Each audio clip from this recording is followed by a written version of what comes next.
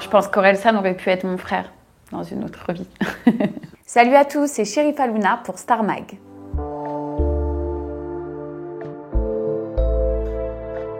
C'est vraiment et je l'ai déjà dit sur mes réseaux, mais vraiment une invitation, comme la sensation de pouvoir imager à travers le clip dans les étoiles, ce qui peut se passer dans ma tête, dans tous les états. Ça peut être aussi très très beau, et autant ça peut être la tempête et l'orage. Donc c'était une manière poétique de m'en raconter en tout cas.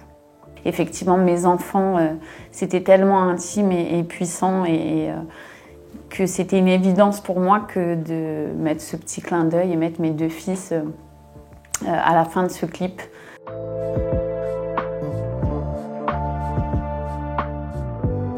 Alors pour le moment, l'album n'est pas forcément un projet dans l'immédiat.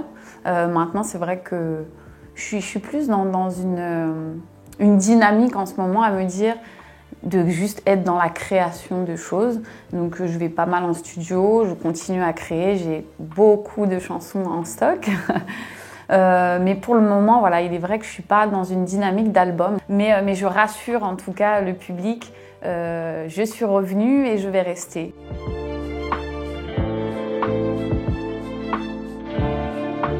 J'étais persuadée quand j'ai arrêté en 2013, je me suis dit, allez, 1 an ou 2, je disparais vraiment, je ne me montre plus, on m'aura oublié. Et on s'aperçoit que finalement nos chansons sont toujours autant écoutées sur les plateformes. Donc je me suis très vite rendu compte qu'il allait falloir que je travaille beaucoup sur moi et que je sache réellement qu'est-ce que je veux vraiment, comment je veux le faire et de quelle manière revenir mais en étant en accord avec moi-même.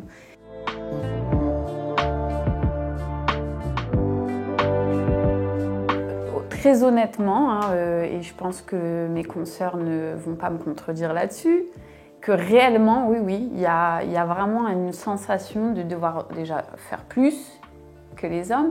Et relativement, quand même, le milieu de la musique, il y a énormément d'hommes, surtout en direction, notamment en direction des projets. C'est vrai que j'ai beaucoup plus eu affaire à des hommes dans la direction de mes projets que de femmes. J'étais arrivée à un moment où on m'imposait ma manière de m'habiller et du coup il y avait vraiment cette pression d'avoir l'impression qu'on m'impose d'être quelqu'un que je ne suis pas du tout et mouvement malheureusement que j'ai suivi de peur en se disant moi je sais pas, c'est quand même ma direction donc on va essayer de jouer le jeu, etc. Et très rapidement, je me suis rendu compte que j'étais pas du tout à l'aise avec ça et que c'était complètement pas dans mes valeurs de base et que je ne pouvais pas tolérer ça sur la longueur. Après, j'ai toujours eu mon caractère, donc j'ai pas forcément eu affaire à des propos déplacés non plus. Maintenant, j'ai effectivement des gens du milieu avec qui j'ai pu parler qui ont vécu ce genre de pression où ça va bien au-delà de juste habille-toi comme ça, chante ça, malheureusement.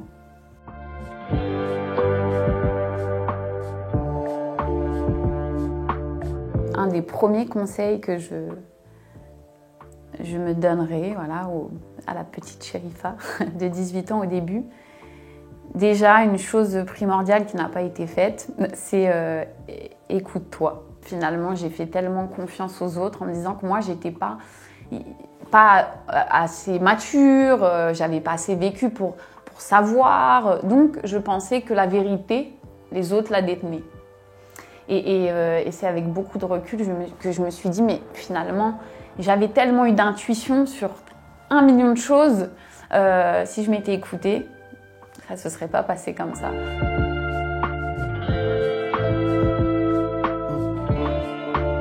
Moi, je trouve qu'il y a un pas de géant qui a été fait quand même, mais je vois encore, moi je suis quand même outrée. J'aurais pas cru qu'en 2021 on en soit encore là en fait.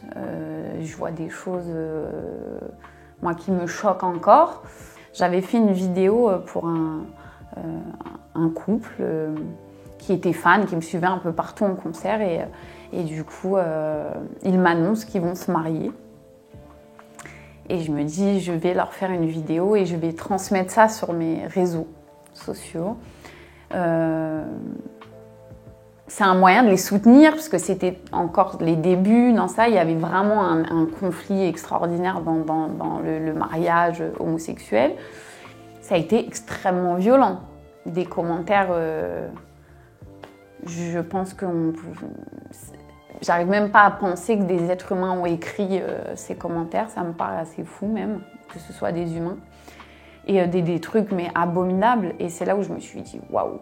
Donc je me suis beaucoup plus engagée encore. Je vois des belles avancées, notamment, je vais souligner ça, mais quelque chose que j'ai trouvé très beau récemment, c'est la participation de Bilal Hassani sur Dals, où je trouve que là on a fait un pas de géant extraordinaire. Je pense que il y a quelques années, ça aurait même pas pu être pensé ou envisagé par qui que ce soit. Et voir ça, moi, en fait, je pense que c'est déjà un pas vers une grande victoire.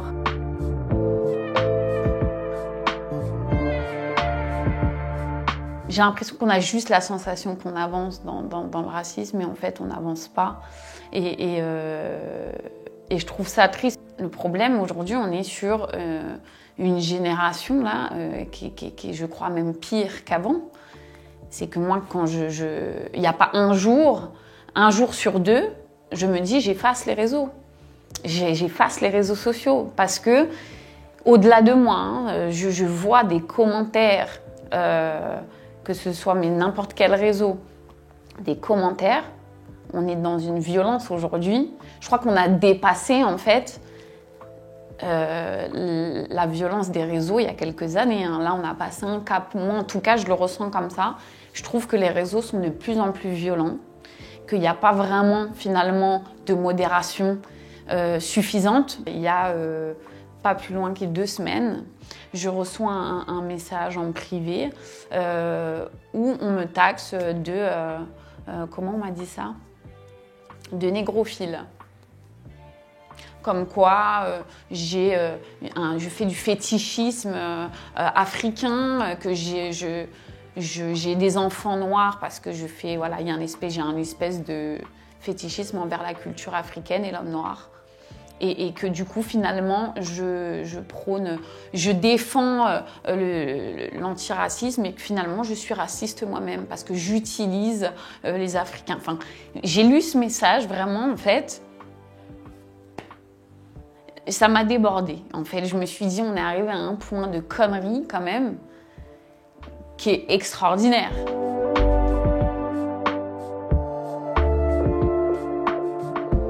Si j'avais l'occasion de faire The Voice, j'aimerais faire The Voice Kids. The Voice adulte, je m'y vois pas forcément. Il y a beaucoup plus de pression que de juger des adultes, alors qu'il y a quelque chose de tellement magique avec les gosses. C'est quelque chose qui pourrait me plaire, oui.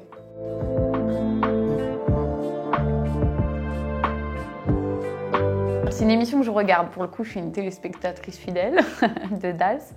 Je trouve que c'est une très belle émission. Moi, je suis une grande fan de danse, donc forcément, j'adore regarder.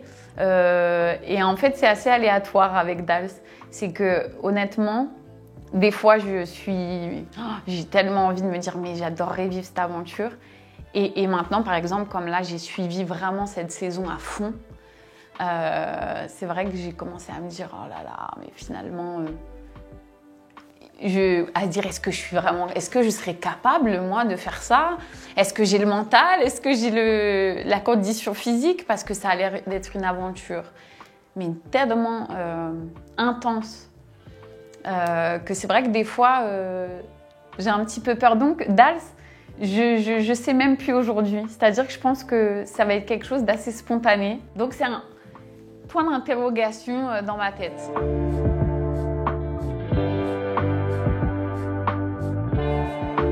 En soi, oui, elle a le droit d'aimer les autres. Il y avait du talent, elle a le droit. Elle ne m'a pas choisi, c'est son droit. C'est son job de juré aussi de faire un choix. Maintenant, venir dire que je ne méritais pas forcément cette victoire d'après elle, 10 ans après. Bah, du coup, j'ai trouvé ça... En fait, ça m'a même ni blessée, ni... Je me suis dit, bah, c'est triste, quoi. Donc, j'ai pas compris, mais en soi, sans aucune Ophélie.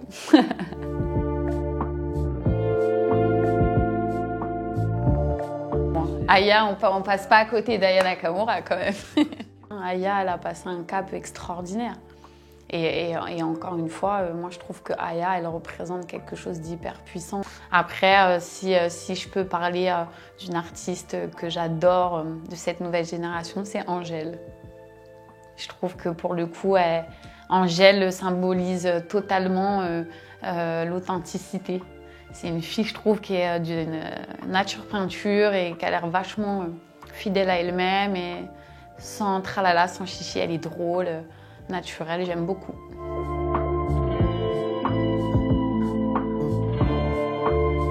Je trouve que franchement, l'idée Aya, Cherif Allouna, c'est assez drôle. Aya, je me dis, ça pourrait être une fusion extrêmement intéressante.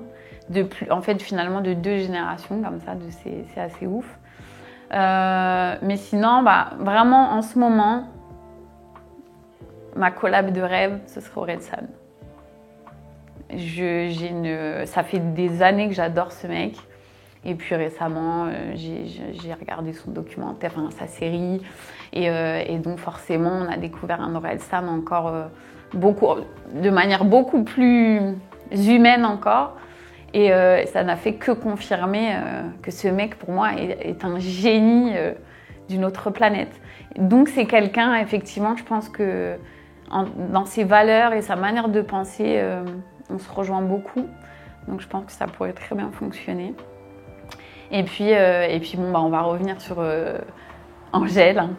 Je pense qu'Orelsan aurait pu être mon frère dans une autre vie.